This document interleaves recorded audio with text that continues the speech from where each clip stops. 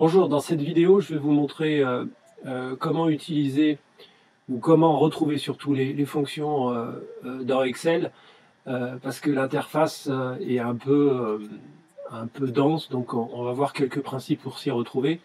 Alors, ces vidéos s'adressent principalement à ceux qui sont arrivés un petit peu en retard, enfin qui n'ont pas eu les premières leçons ou qui sont un petit peu comment dire, mal à l'aise avec Excel parce qu'ils n'ont pas forcément le niveau des autres apprenants.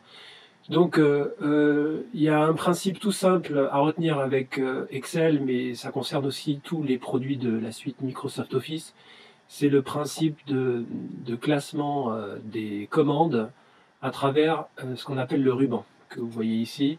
Alors il y a plusieurs options pour masquer le ruban. Il faut les connaître, parce que sinon vous pouvez vous retrouver avec une page où vous avez l'impression que toutes les commandes ont disparu. Non, en fait, si vous savez utiliser cette petite icône ici, ça vous permet de masquer automatiquement le ruban, là de l'afficher complètement, ou alors de l'afficher de façon partielle en laissant juste le nom des tabulations. Donc moi, je le laisse le plus souvent comme ça. Sachez aussi qu'il y a une autre façon pour masquer le ruban, c'est tout simplement de double-cliquer dessus. Voilà. Moi, souvent en entreprise, c'est plutôt la fonction qu'on utilise. Donc voilà pour l'affichage du ruban. Alors, une fois qu'on sait que toutes les fonctions sont classées par onglet, donc accueil, insertion, mise en page, formule, évidemment, tous les onglets sont regroupés par catégorie. Évidemment, là, si vous allez sur l'onglet Données, vous allez avoir toutes les commandes qui concernent la gestion des données, alors principalement le filtre des données, la validation de données qu'on a déjà vu, le regroupement, etc.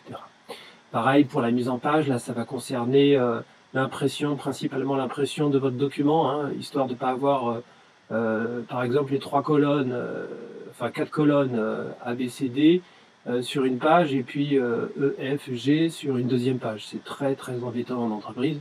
Donc là, vous allez pouvoir jouer sur les marges, la taille de votre impression, zoomer, dézoomer pour que tout rentre sur une page. Alors, évidemment, on va voir au fur et à mesure toutes les fonctions que vous allez utiliser pour une utilisation en entreprise. Sachez qu'il y a une information à retenir, c'est celle-là. Enfin, l'onglet principal, c'est l'onglet accueil, puisque dans cet onglet accueil, ils ont bien fait les choses, ils ont regroupé 80% des opérations que normalement on fait sur un document Excel. Évidemment, ces commandes sont regroupées au sein d'un onglet par thématique. Là, vous avez toutes les commandes concernant l'action sur la police, caractère gras, italique, souligné, les bordures, les couleurs de remplissage, la couleur de police, etc. Et etc. Vous avez l'alignement des textes, le formatage des cellules, des mises en forme conditionnelles qui sont regroupées sous le style, etc. Bon, vous voyez que c'est plutôt bien fait. Une autre chose à savoir aussi, c'est parfois vous devrez agir plus finement sur des paramètres. Donc il y a ce qu'on appelle, vous voyez le petit coin là ici, c'est ce qu'on appelle l'accès à la boîte de dialogue. Et là, vous avez accès aux mêmes, rubriques, police, etc. Mais de façon beaucoup plus précise. Il y a des options pour lesquelles finalement vous serez obligé de passer par la boîte de dialogue si vous voulez faire des choses plus pointues. Voilà pour la boîte de dialogue. Que dire d'autre que finalement les principales actions qu'on va faire sont regroupées par thématique, je l'ai déjà dit. Oui, une chose très importante aussi dans la formule, enfin les objectifs qu'il y a pour les assistants managers, l'onglet formule, il faut pas hésiter à aller voir enfin ils appellent ça les formules, mais ça regroupe principalement des fonctions, fonctions qui sont dans la thématique de la bibliothèque de fonctions. Et là-dessus, n'hésitez pas à vous amuser avec les différentes fonctions qui sont regroupées par thématique. Enfin, en fait, ce sont des cahiers ou des livres, si vous préférez. Texte, logique, date et heure, très important, date et heure en entreprise, etc. Après, pour les données, vraiment l'onglet à retenir, c'est le tri et le filtre de données, avec bien sûr la validation de données, et puis bon, ça c'est optionnel, mais c'est toujours important quand le tableau commence à devenir un peu important de savoir comment regrouper ou dissocier, faire des sous-totaux, etc.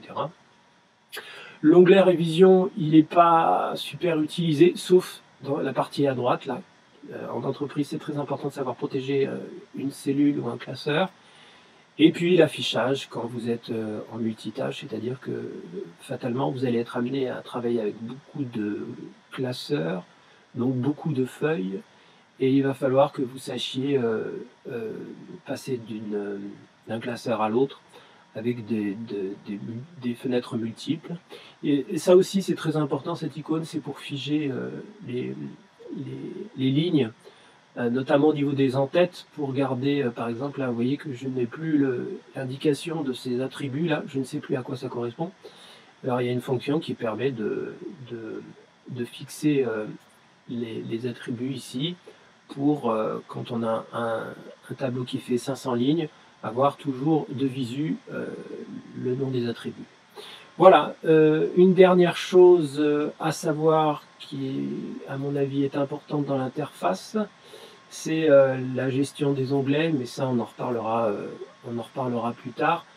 Et pensez vraiment au tableau, au classeur Excel comme un classeur physique, hein, avec vraiment des intercalaires comme ça, qui vous permettent de classer vos informations. Voilà, c'est tout pour cette vidéo.